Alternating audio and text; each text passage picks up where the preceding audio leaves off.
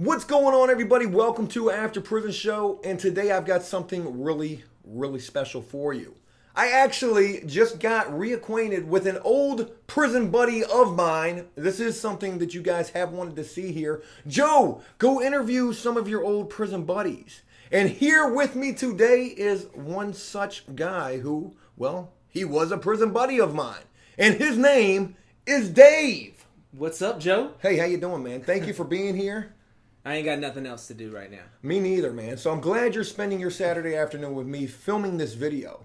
The crazy thing about this is, I'm not sure if you noticed or not, but there is actually a crutch in the background, and that crutch is because of the fact that Dave here actually has a broken fucking leg. Yeah, it really sucks. What the hell happened to your leg? I fell about 20 feet trying to tarp off houses that had got hit by the tornado. Oh my goodness. 20 feet. Yeah. Did it hurt? I don't remember. He was probably knocked Hell out. yeah, it hurt. Well, as crazy as that really is, I mean, that's just insanity. We're going to get to that. I'm thinking in this video, we may get to your leg.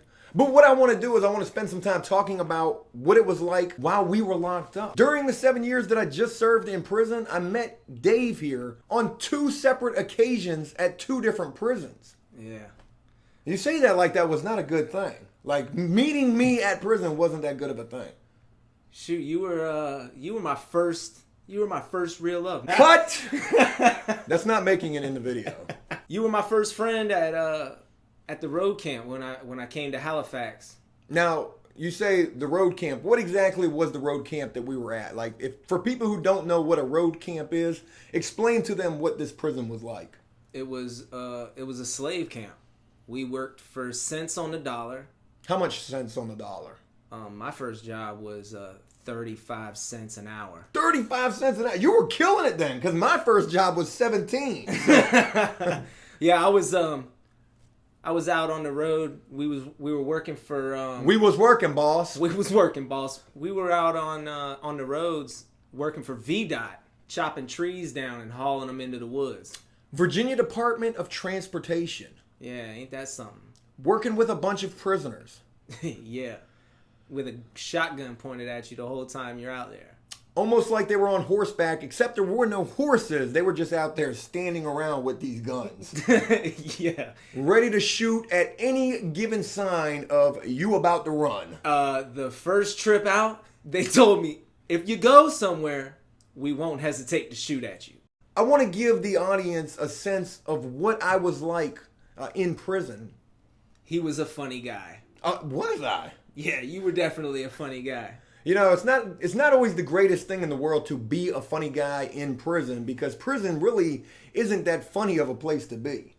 No, it's not, but you definitely have to make the best of the situation that you find yourself in, no matter where it is, whether you're in prison or dealing with situations out here on the street. I absolutely agree. Let's talk a little bit about the first prison we were at together. Again, this was a road camp. This was basically like slave labor. We were going out there working underneath a shotgun, basically. But let's just talk about like how we would pass the time at this prison. What do you remember about like what we would do there? I remember tattoos and volleyball. Tattoos and volleyball. Pretty much the only thing to do at this place. The rec yard was... Well, there really wasn't a lot that would go on the rec yard. No, it was just a softball field, a volleyball court, and a dirt track. There was a weight pile, though. Oh, yeah, there definitely was a weight pile. They actually had a really nice weight pile there. Yeah, the last of a dying breed. They're taking out free weights. At most of the prisons. Yeah, but this one still had them. And there were some pretty big guys who were at this prison, was there not? Yeah, there was some little big guys. Like, I remember one guy smaller than me, but could lift twice what I was lifting. He was lifting the whole weight pile. The whole weight pile. I was just talking about him earlier. His name was Paul. The man had been locked up for like 30 years by the time I met him. That is insanity. Now, you say that we spent a lot of time at this first prison that we were at together, playing volleyball and also doing tattoos. Was I doing tattoos there? Yeah, you did a tattoo on me. Did I? Yeah. I don't even remember. What did I tattoo on you? Holy moly! We Man. got the word redeem tattooed all the way across my chest. I did that? You did that. Damn, that looks pretty damn good. It came out pretty good. Did it hurt? Oh my God. I do remember this a lot more clearly now. Man. Yeah, go ahead. I remember we tattooed from right after lunch until they rang for dinner. We went to go eat dinner, came back, and tried to go again. And you tapped out. I tapped out. You definitely tapped out. I tapped out. It was excruciating pain. Yeah, and I had to watch, so I had a prison mirror, by the way. You were the lookout. Yeah. Not only was I the guy getting tattooed, but I was also the guy checking to see if the police were going to come into the pod and burn us for doing tattoos, because they definitely will put you in the pit for that. Do you remember what happened to me when I left from that institution? Like, do you remember what happened? No, I left before you. Oh, you did. Yes, you did. Yeah, you followed me to Indian Creek. I did. That is true. Well, I definitely got caught with a bunch of tattooing supplies there. It was insanity. I also got caught with a bunch of ibuprofen pills that absolutely ran my level up. It was not a good thing at all. So did you go straight from Indian Creek from there? No, I went to another prison. I went to Haynesville. Horrible Haynesville. I think this place was like 70% Hispanic dudes, and every single one of them was a gang member. It was crazy. Well, they definitely stick together. Yeah, well, luckily for old Joe here, his last name is Guerrero. So he did okay with those guys. They just thought you were light-skinned. They thought, yeah. They said, "What are you? Are you a Spaniard?" I'm whatever you want me to be. But I will be on this soccer field with you guys from now on. I know that's right. You definitely were. Every time I seen you on the yard, you were doing something. Really? Like, what was I doing? This now we're talking about getting to the second prison, right? I can't remember much of the volleyball or the softball, but you definitely played volleyball and soccer. Soccer was my sport. Man, you could catch this dude running up and down the field, and I could not understand for the life of me how he could do it. I didn't smoke. Not at that prison, but at the first prison. Oh yeah, we were blowing until our lungs collapsed. And it was crazy just going from a prison like the first prison that we were at, where there was so much tobacco, so much drugs on this prison. Well, when you work at a place where they take you outside the prison to work, most people, when they come back in, they weigh a little bit more. And what do you mean they weigh a little bit? So they're definitely they're suitcasing, they're doing everything with this stuff. Yeah, they're getting it in somehow. And you know, as funny as it is to say suitcasing something to get it in prison, I mean, guys would do this. When it comes to you have something outside of the prison because that's where you're working, and you want to get it back inside the prison, you can bet your ass, literally, that some guys they're going to use their ass to actually get it back inside those prison walls. Yeah, see, when you're the customer buying the products that are coming back in you don't ask how it got in there. You just don't want to know. You don't want to know. You probably don't. Why does this cigarette kind of almost smells like butt? Don't ask any questions. Tastes a little bit like Junie cakes. But that's okay. It's a little sweet. Let's talk more about the second prison that we were at. Because again, this second prison we were at together was completely different from the first. When me and Joe finally connected again at Indian Creek, he told me of all the things. The man was an entrepreneur while he was in prison. And, what does that even mean? And it blew my... Well, the first thing we talked about was your pimping expedition. Which one, though? Because there was two different pimping things, and I don't even think I've talked about the second one just yet. Well, I'm not talking about the pornography. Yeah, see, I haven't even mentioned the one that you're thinking of on these videos. So this will be a first for this will be a first for anybody who's watching it. What was I doing? All right, this man had somebody on the outside creating a website or just finding women who were willing to write.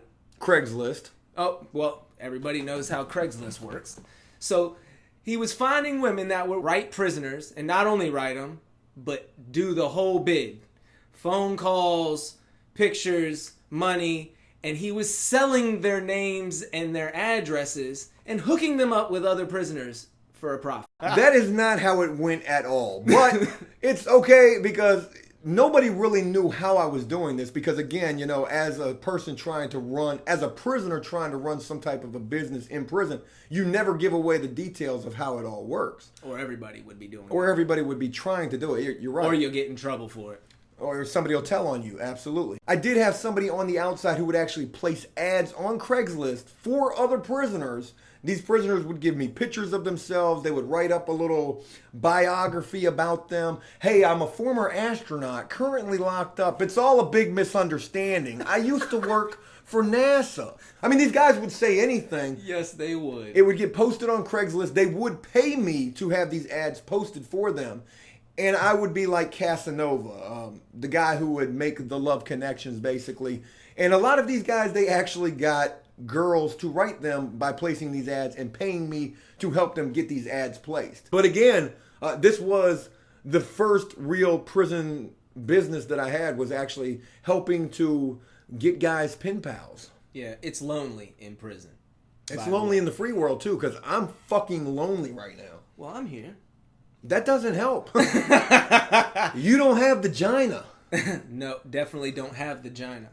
We could find some gina. I've been trying. It's not. People feel sorry for a guy with a broke leg, man. It does look pretty pitiful. We actually, look, I mean, just to give you an idea of what Dave's leg looks like right now, I mean, this is what Dave's got going on right here. He's not doing so hot. This guy fell 20 feet off a roof during a hurricane. What do you remember about my second entrepreneurial experience? Man, Joe pretty, I don't want to say he ran the prison, but I kind of did. He pretty much influenced a lot of things that started to happen at the prison. The art program that was there, he made that happen. He's I wouldn't say that so much. I was nobody with the artwork, but thank you for the boot. The cartoons that I was doing was a big hit. Oh yeah, the one thing that I was rooting for him was he had some cartoons that he wanted to get put in Playboy. Right, the prison porn cartoons that I was doing. Man, they were hilarious, and I was rooting for him on that. I don't know what happened with it, but he began to do cartoons, and I think didn't you have like a Facebook page just for the cartoons? Yeah, there was a blog that I was doing with it. Joe Writes His Wrongs. Actually, it's still up right now. That's right. Joe Writes His Wrongs. Yeah. Let's talk a little further about the pictures, the actual photographs. What do you remember about what I was doing with the photographs in prison? What, the pornography? Absolutely, the pornography. He was pumping it like it was good. He was the dope man with the pornography. There's two things that sell heavily in prison. The number one thing being drugs. But the second two drugs, the thing that's going to sell just as much as drugs in prison is definitely porn. Absolutely. How many pictures did you buy? I don't think I actually bought any from you. Oh, so you probably bought them from one of my little minions. Well, we weren't in the same building. We weren't. It was just easier to go to the guy 3 beds down and be like, hey, how much are you going to charge me for a shot? And that's what we were calling them. Yeah, they were shots. You got any girls? You got any girls? Yeah. Where the ladies at? Hey, look, some guys straight up sold you the pictures, but then you had the guys who would laminate the picture. Oh yeah, and rent them out. And what was the point of laminating? Now, before we even get into that, how were they laminating these pictures? Talk about the whole process of how this prison lamination thing went down. Well, you would get saran wrap from the kitchen, and you'd get a piece of cardboard, probably from a box that held toilet paper at one time, or maybe the cardboard from the back of a writing tablet. Yep. And you would stick the photo to the cardboard and wrap it in saran wrap so that you could smack it on the wall in the shower. Oh my goodness. So we were actually taking these pictures in the shower with us. Yeah, and they were preserved. Now let me ask you this, like, let's talk a little bit about being in the shower with these pictures. What kind of precautions did you have to take to go into the showers with these pictures to ensure that nobody else would come in there while you were in there? Well, it started with the chair game. What do you mean? You would take chairs, because there was chairs throughout the prison, plastic chairs. And you would take chairs and you would stack them up at the entrance of the shower stall so that people would know, oh, there's a guy on a date in the shower. He is doing what? He's actually going on a date. That's exactly what he's doing. So let's talk about this guy, Peaches. This was a giant homosexual, and not big, huge guy. And he was gay, and he was crazy. Yes. I went to church a lot while I was there. I definitely attended church. And he would be at church as well? Oh, yeah. For the wrong reasons?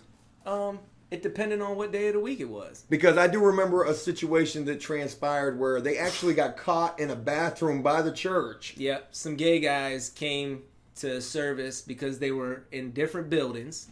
So the only way they could meet is to congregate at church. And they decided to procreate. Procreate.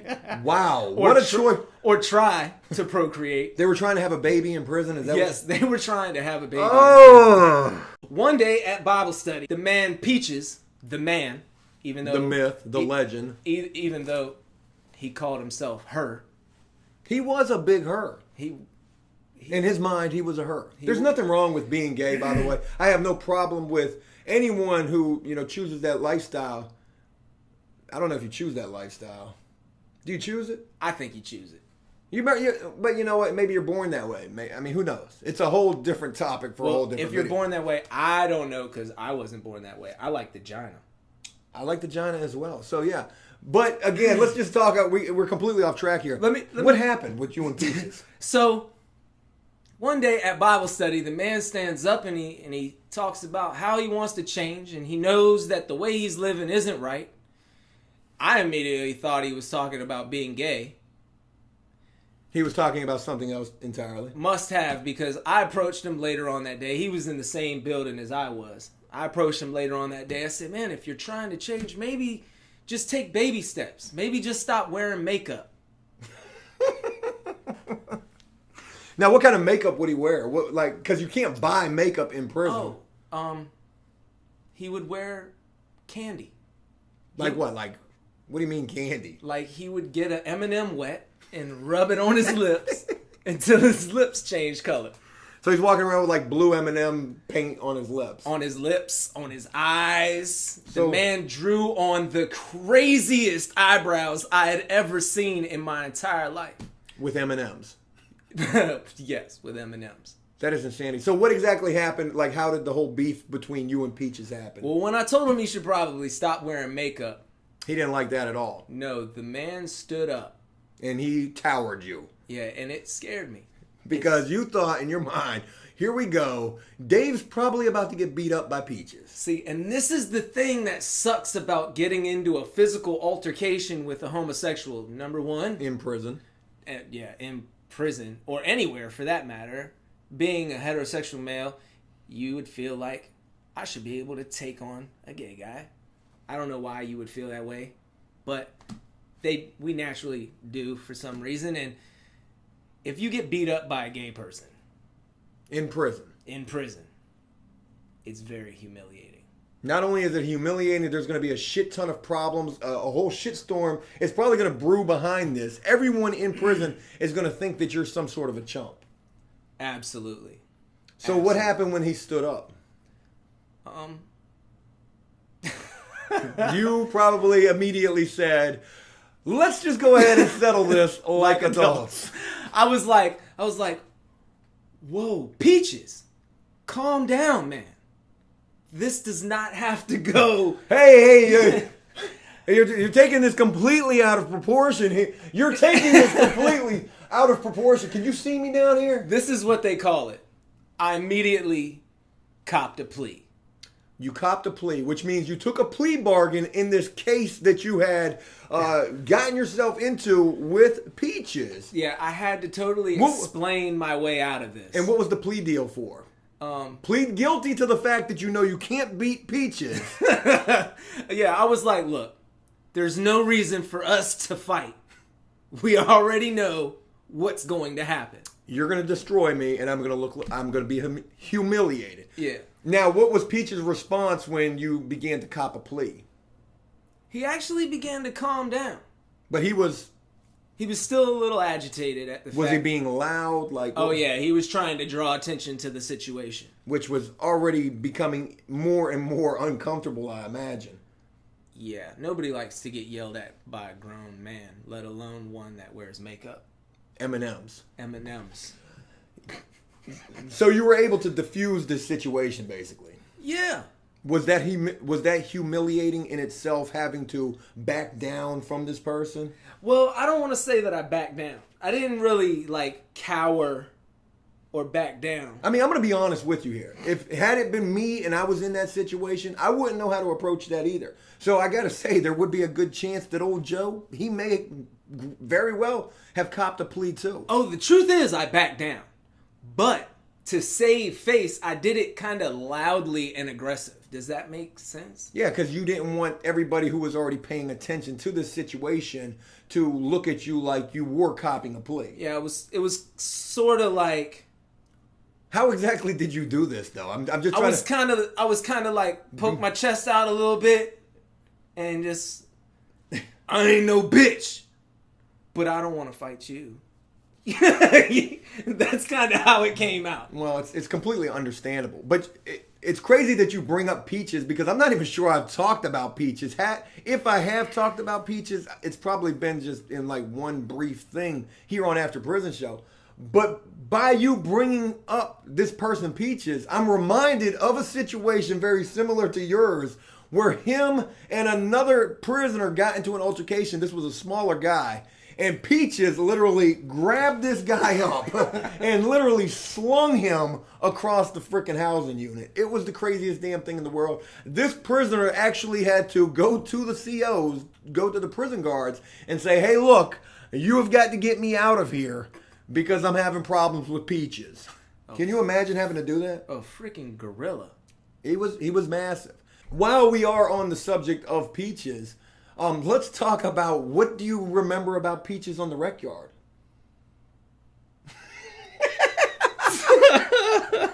What would Peaches do while at rec? Now, this is when everybody's out working out. This is when they're running the track, playing volleyball, soccer, softball, basketball, maybe just socializing with the gangs. What would this guy actually be doing on the rec yard? Sunbathing.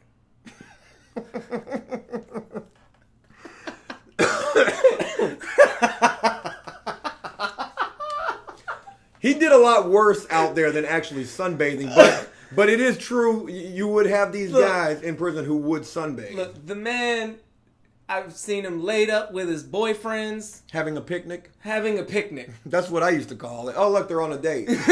They're on a real date. We're not talking about what a prison date is. They're on an actual real date. Yeah, I've caught them making out on the yard. It's kind of crazy to see two grown men making out in prison. Especially when one is as grown as Peaches. Huge. And his boyfriend, if I can remember correctly, was like this little skinny, frail... I can't even remember what this guy's name was. One of his many boyfriends, should I say. He was a pretty popular guy in prison. Oh my God. Who? Peaches? Yeah. Yeah. Everybody knew who Peaches was. Yeah, you couldn't miss him. Well, look, man, we talked about a lot of pretty crazy things here, and I want to go ahead and wrap this up. I don't want this to be the last time that we do this, though, because I feel like we really could just go on and on about some of the crazy shit that we both saw together and also separately while in prison, man. Absolutely. But Dave, look, man, I really appreciate you coming, doing After Prison Show with old Joe here. And to everyone out there, this is Dave. Dave, this is everyone out there. Man, thanks for having me. Maybe next time you see me, I'll be getting some ink done by Joe. We were going to do a tattoo today, but it just didn't work out. I got to draw up this design for him, but there will be some tattoo work coming very soon. Hey, look, I hope you enjoyed this video, and if you did so, please leave a like and a comment letting me know exactly what you think about old Peaches. And as always, until next time, enjoy life, the free world. Never take a moment for granted and make the most of every day. Peace!